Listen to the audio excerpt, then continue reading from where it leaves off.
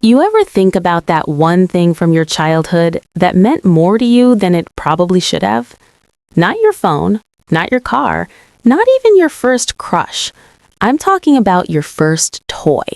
For me, it was a little stuffed bear named Huku, and I didn't just love him, I needed him. I was 5 years old. It was one of those random Target runs, the kind where your mom says, "We're just going in for milk," and somehow you walk out 2 hours later with stuff you didn't even know existed. I remember wandering off to the toy aisle. Bright colors, plastic smells, that soft carpet under tiny sneakers, and there he was. Not the biggest bear, not the cutest. Honestly, he was kinda crooked. One ear slightly lower, one button eye shinier than the other. But when I picked him up, he fit, like he was made for my arms. I looked at my mom and said, "Can he come home with us?" And that was the beginning of everything. Huku wasn't just a teddy bear. He was my bodyguard during thunderstorms, my audience for off-key concerts, the referee during imaginary superhero fights, and the only one who knew when I cried. Every night, I'd tuck him under my arm. If he fell off the bed, full emergency mode. I once made my dad drive back to a restaurant because I thought I left him there. That's not a toy. That's loyalty. I talked to him about everything. When kids at school said I was weird, Huku never agreed. When I got my first Gold Star sticker, he celebrated like I won the Super Bowl. He wasn't stuffed with cotton, he was stuffed with comfort. Then we moved. New state, new school, new house that didn't smell like home.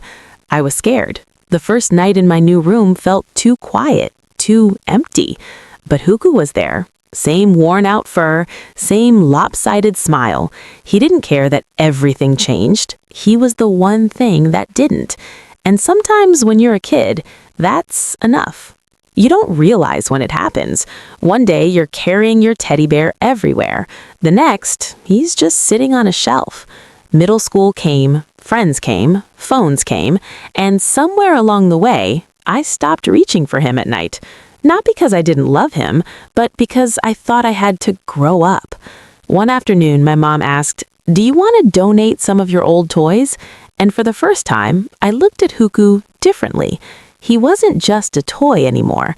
He was proof. Proof that I used to be small. Proof that I used to need comfort. Proof that I used to believe a stuffed bear could fix everything. I said no. He stayed. I found him again years later in a storage box.